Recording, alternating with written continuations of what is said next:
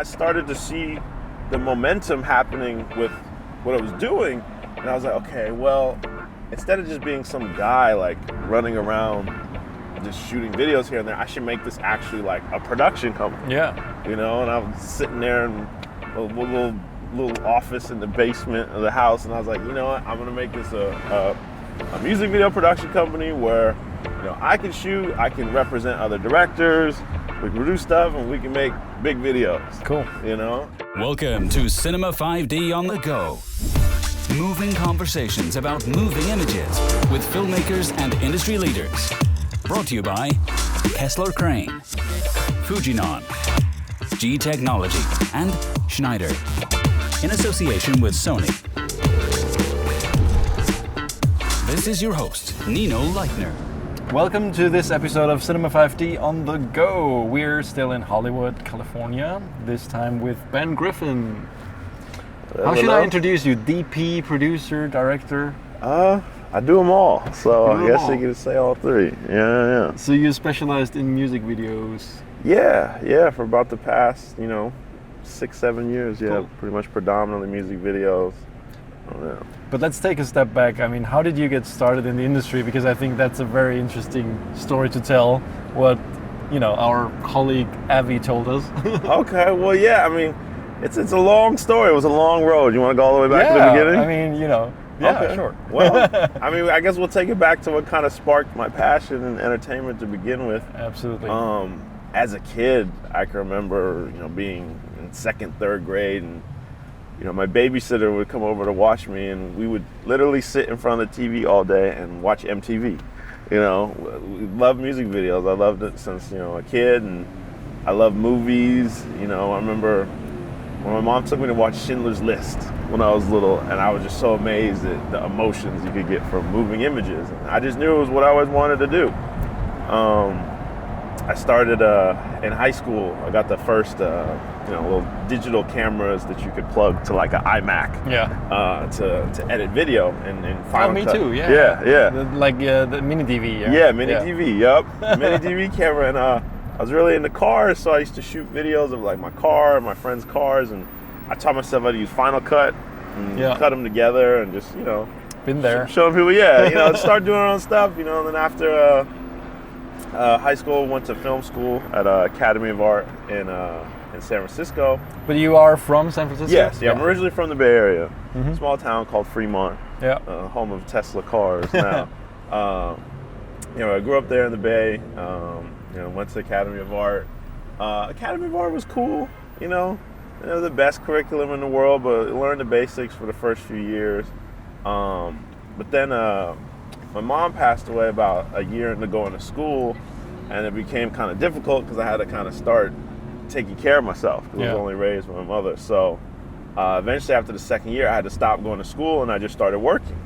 Lucky enough, though, at the time, I had a friend who had graduated from the Academy of Art who was working on an indie film that was filming in our area, and we went on the set and just working as like PAs, and sweeping up, doing whatever. And my friend and I had ended up talking to the director of the film who was sitting in there, and he's like, "Hey, what else do you guys do?" And my friend was like, "We edit," because I had a computer and a pretty big system at that time that I was just editing a lot of stuff for like clubs and car people and everything. And so, well, we're looking for an editor. Let me, see what you guys can do. Cool. He came over and looked at, he looked at our work. He's like, "Hey, this is great." And we ended up editing like a full feature film. I think at this time I was like 19 years old. Oh, wow. Something like that. It wasn't like a huge film. It was something at the time that went to like straight to Blockbuster Video. Yeah. They had at that time. Which still existed. Yeah. For the kids out there, it was a place where you used to go rent videos before Netflix. We ended up doing a couple more with him. And, at the time I started writing as well. So was my friend. We had written scripts, and this guy wanted to buy our film scripts from us and make them. And at the time, I was still young and kind of naive, but I was a little more shrewd businessman than my friend, even at a young age. And it just didn't sound right to me. And I was like, well, I don't really want to sell you my idea for this little amount of money unless I can like make it. Yeah. Because he was offering like peanuts for the scripts. And my friend decided to sell his. I think he sold it for some ridiculous price, like $2,000, or like Okay. $2,500, right?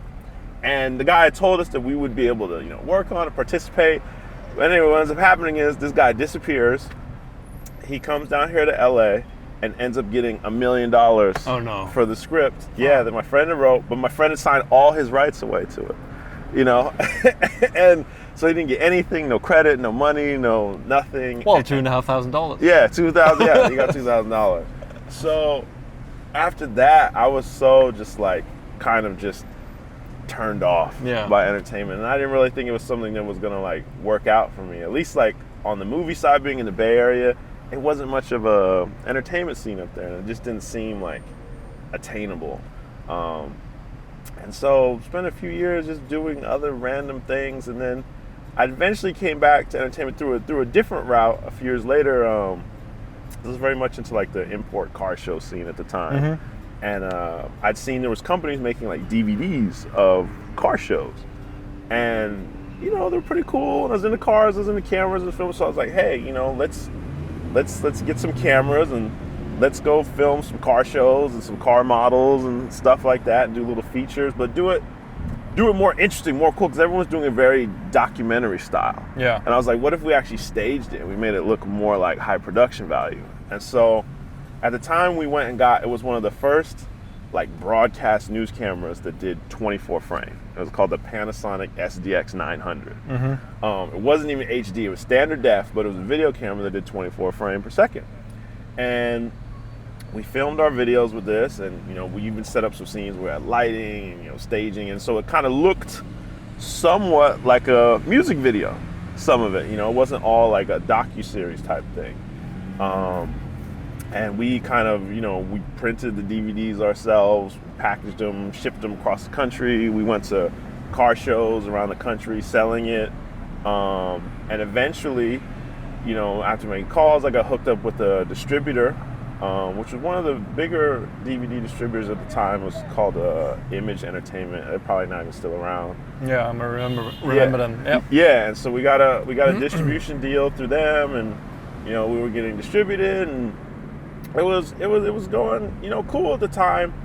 But then the kind of whole DVD market kind of like took a nosedive, and they stopped giving out deals, and it just kind of dried up. And it was at a point again in my life where it was kind of like, well, what do I do here? Like, what do I do? I'm kind of like stuck, and I ended up working with this company out in Vegas doing some production stuff. They kind of partnered with us on the DVD, and we were doing like little like weird cell phone commercials and Vegas promo stuff. But then they kind of went out of business, and then I moved back to the Bay Area and dabbled in other things. And then one day someone called, a friend of mine, and was like, hey, we're shooting this music video for a local artist, and they saw the DVD that you did, and they really thought it looked like a music video. They're like, can you come shoot this? And at the time, I'd always been into cameras, so I just bought the Panasonic, the HVX 200. Oh yeah. They're little I started with a DVX 100A. Yep. Yeah. So it was the first kind of prosumer, camera that did HD, and it did 24 frames, and it was awesome. And they were like, yeah, we heard you got that camera. We like how you shoot your stuff. Can you come shoot this video? So anyway, I went, and at that time, I just DP'd that one. I DP'd the video. The artist, really liked it, and then he kind of took me to the side and was like, hey, I kind of like what you're doing. Like, can I do another video with just you? And I was like, cool. And then I did another video for that guy. And then at this time, this was like the MySpace era, I believe. Yeah. It was MySpace, or it was the beginning of Facebook, but I believe it was MySpace. And I was just putting my little stuff up on there. It wasn't even on YouTube or anything like that. And then this other artist in the Bay Area reached out to me and was like, hey, I want you to do this video. And it was featuring this artist I'd never heard of at the time, who was called The Jacka. And I didn't know he was really popular in the Bay Area, in the kind of underground rap scene. Yeah. He was pretty well known. And he's like, and I listened to the song and I really liked it. And this guy was like, but I really have like almost like no money. Like, we kind of just got to do this for the love. And I was like, well, I kind of like the song. You hear that frequently, right? Yeah. In the beginning, everyone wants everything for free. So I was like, okay, I really like this song. I think we can do something cool. And at the time, I just bought, for the HRX, they had this old, it's like lettuce 35. Oh yeah. 35 millimeter. Yeah, 35 millimeter. And with that camera that was already that bad in low light. You put that on, and you saw nothing anymore. Nothing. Luckily, this video was all exterior daylight. Yeah, it's just like light like that, right? Yeah. So I was like, okay, let's test this thing out because I want to see what it looks like. And so it was the first video I ever shot with that adapter with the still lenses on there, and it was literally just me. It was like me, and then, the artist had like two of his friends that held reflectors for me. But we had to find all the locations and actors, everything. It was pretty much just me doing it from editing, the color grading, like all of that. And we put it out, and I think when we put it out on Vimeo had just come out. It was like brand new. Because at the time, YouTube was just standard def. Like they didn't even have HD. I remember, And Vimeo was so cool because I forgot about that. Yeah, Vimeo were the first ones with HD. Yes. Yeah. Vimeo that's when they still had the upper hand. Yes. That was a while ago. Yeah. Vimeo had HD first. Yeah. And no one, especially in the kind of like underground rap scene in the Bay Area, had heard of Vimeo or seen HD video online. So we put it on there, and we put it on all these rap blogs, and everyone was like, oh man, well they really liked the video, and of course thought it was cool that it was HD on the site Vimeo, and then also we put it on YouTube, but it started getting a lot of hits for like an underground video in the Bay Area.